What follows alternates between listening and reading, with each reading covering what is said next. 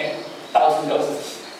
篮球那种大的海胆爬出来，它白天都躲在洞里面，晚上会跑出来觅食。那像这个是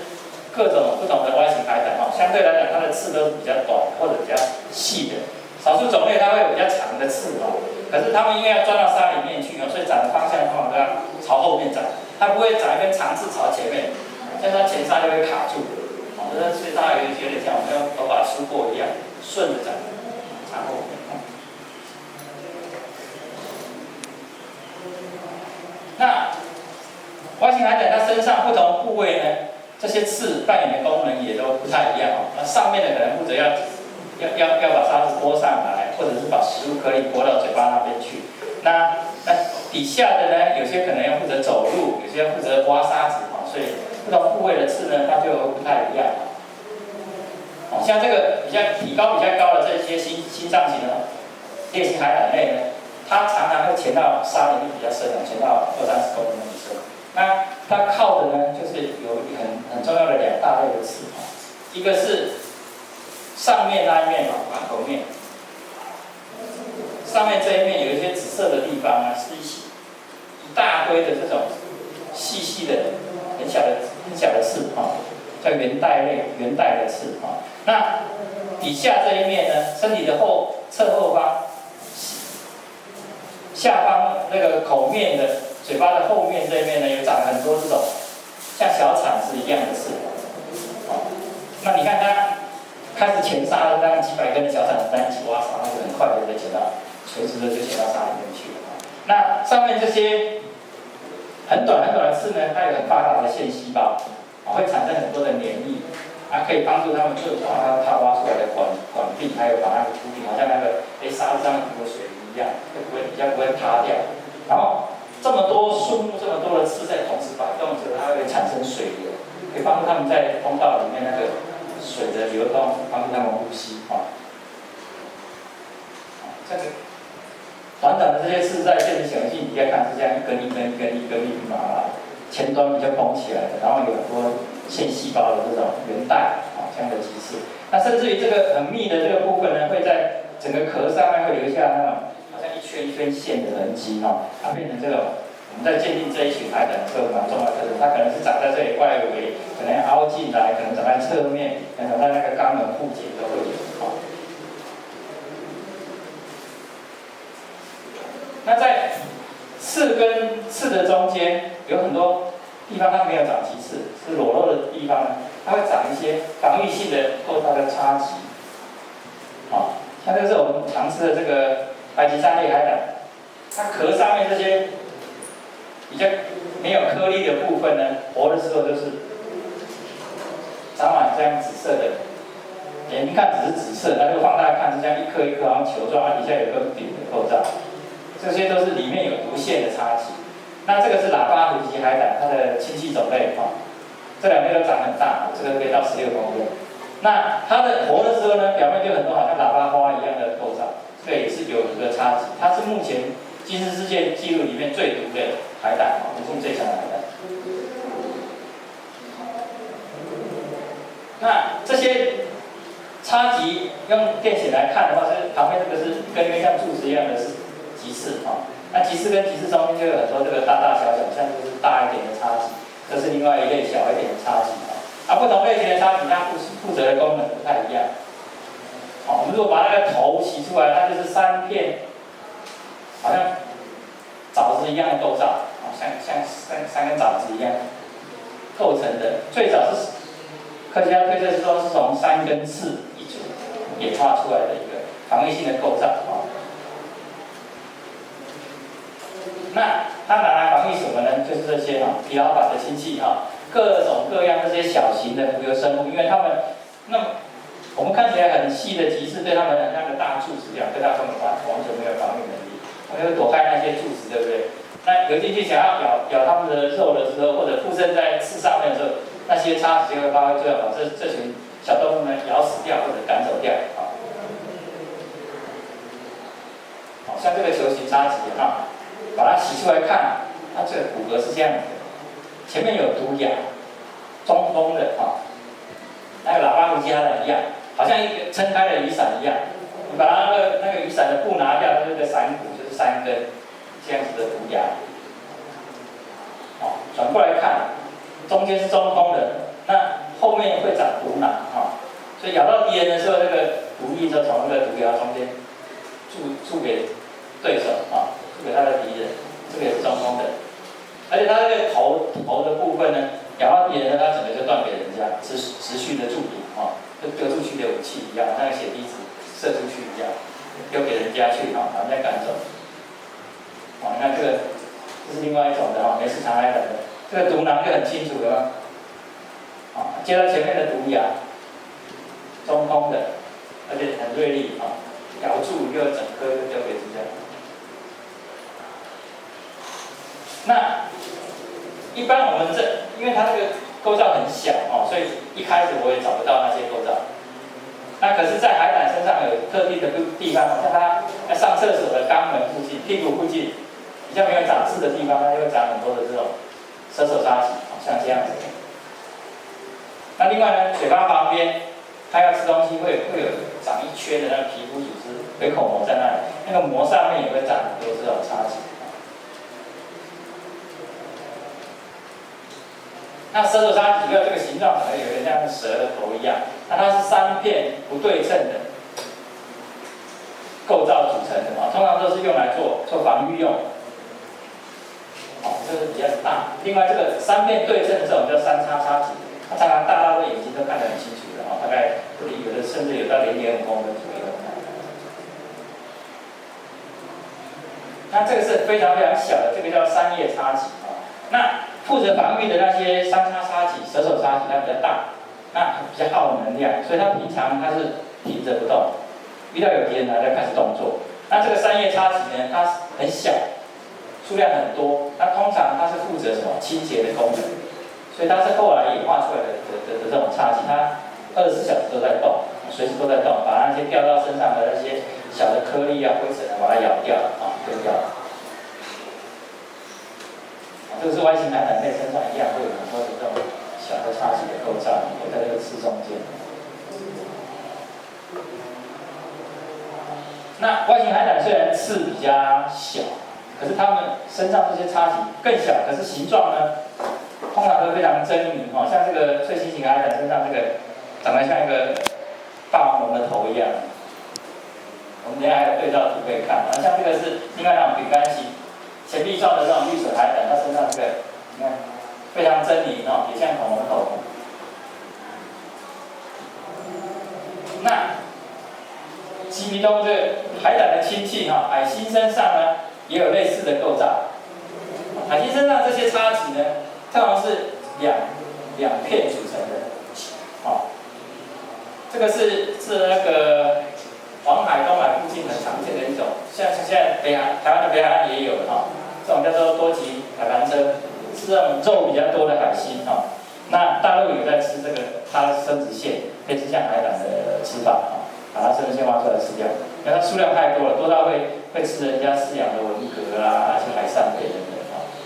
那所以他们会把它抓上来吃那它身上呢就有很多这种白色的小叉子一样的构造，放大看就是这样像个钳子一样那基本上海胆的是3片组成的，你后面会有一根柄。那海星的呢是2片组成的，像钳子像剪刀那样。那后面是没有柄，它直接就从那个刺表面的皮肤上面长出来那这些防御性的构造基本上拿来咬人用的，所以咬人构造长得很像像这个长得像霸王龙的头，对不对？还有一个长一点的长得像鳄鱼的嘴巴。那有些打开来看长得像鳄鱼古堡的僵尸的嘴我们强烈怀疑他当初人家是靠比的，非常非常像好，那现在我们再来看完那个表皮上面的刺跟叉棘我们来看看它的壳那正形海胆的壳呢，它有一个特殊的地方，就是它不同种类它的壳的颜色跟花纹呢。常都会变化很大像有些特别的种类，像这个黄冠海胆类，它就长得非常鲜艳这是台湾附近常见的一种海胆，渔船常常在100多公尺壳洗出来的话是橘色，上面有紫色的纹路啊，侧面看像一顶皇冠一样，就把它命名叫皇冠海胆啊，中文啊。那这个是我们常吃的那个白鳍三类海胆，像这一颗颜色就比较淡，那有些个体呢，它颜色就是那种紫色，非常漂亮。所以有时候你去买一只带壳带肉的海胆，100块，一个洗得很漂亮、很干净的壳，它一个卖你300到600，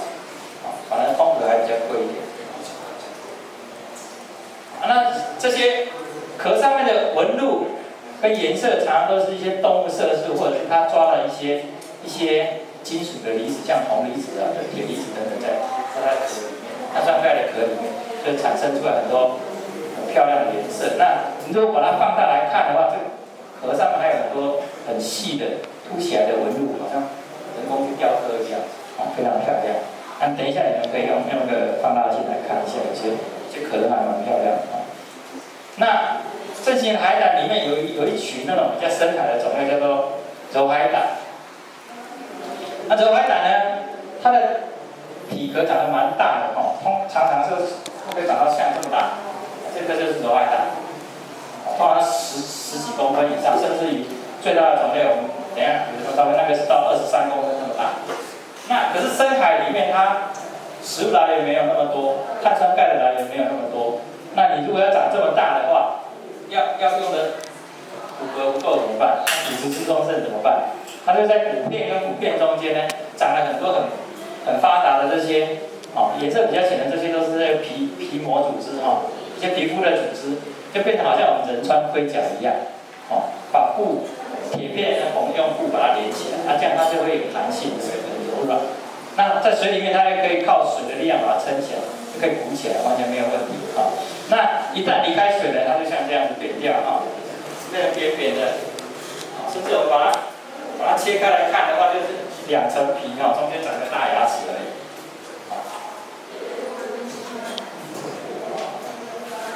那像这一个呢，它就是台湾目前有记录最大的一种海胆，这个叫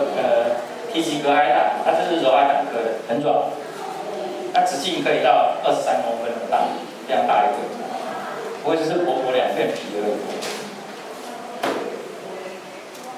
那 Y 型海胆类，因为它的棘刺相对来讲很细、很多、很密就变成它在壳上面呢有没有产生关节？其实还是有你如果把它放大来看的话，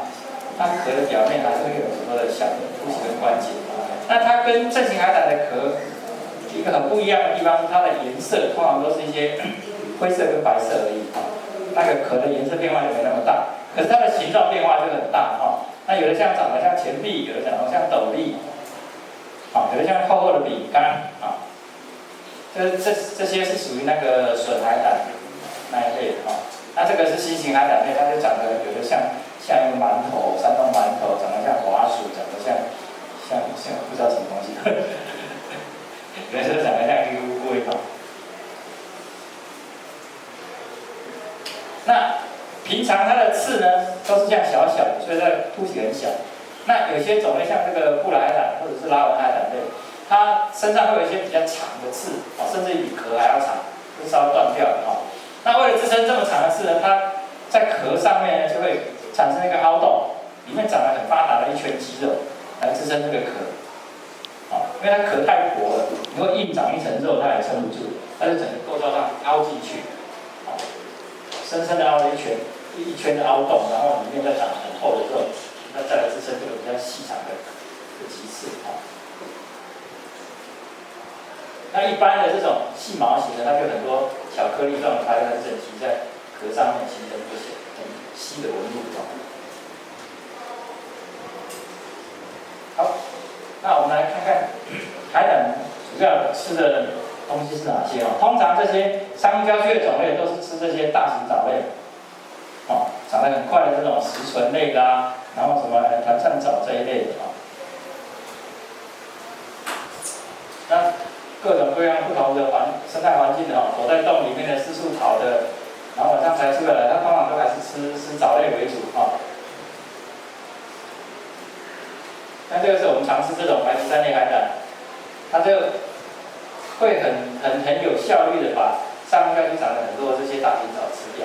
所以它其实在珊瑚礁生态系的那个维持上面有很重要的角色在，类似像珊瑚礁区的园丁一样每天都在修剪这些大型藻，让它不要长太多，因为珊瑚礁的底质上如果大型藻长得太快太多新生的珊瑚就很难附上去，那这样就会整个珊瑚礁区它就没有活的珊瑚，就只剩下大型藻。那夏天一到，藻类烂掉，就剩下一滩死水一样的地方，好像跟沙漠一样。那新生的珊瑚就要靠它们把大型藻类去除掉以后才能够附上去，那这样子才会有新生的珊瑚长出来，才有补充取进来。那可是因为我们常常吃的就是这些除草很有效率的这些园丁把珊瑚礁这些常见的大型的数量多的这2、3个种类把它吃掉，这直接就会对于珊瑚礁造成冲击。这样的现象在垦丁、在小琉球都已经很明显所以大家才会很急切的需要呼吁要保护它们那这个白鳍山类的亲戚是这种喇叭毒鳍海胆，还有这个斑膜海胆，它们一样住在珊瑚礁区，可是栖地不太一样。它们专门住在这种很多珊瑚礁断下来碎屑的地方，那种碎块的地方，碎块的表面会长很多的那个石灰藻类，那它们就会去刮这些小型的表栖型的石灰藻来吃，所以会长得比较慢，数量通常没有那么多。那白天都躲到碎屑底下，晚上才爬出来刮。那可是因为它长得数量少，体型长得慢，所以相对来讲它就比较安全，比较没有被人家抓来吃。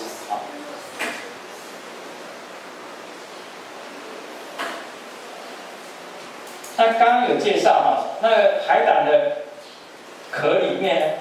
正中央会有一个这样子的构造，这就是海胆的牙齿。因为它这个几乎正形海胆每个都有，Y型海胆类里面那个钱币状的那个海胆里面也会有这个构造，这个五角形的像一个灯笼一样的构造。这么特殊的构造只有海胆有，所以以前的分类学家就把这样的构造命名为亚里士多德的提灯，就是古希腊那个哲学家亚里士多德。他不止在哲学上有贡献，他在海胆的分类上也有很多贡献。所以科学家为了纪念他，就把这个构造命名为亚里士多德的提灯。那一般吃草的这些海胆呢，它的牙齿构造通常都是镂空的。那有一群比较原始型的这种头发海胆，它是肉食性的，那它的构造呢就比较坚固、比较复杂一点点好，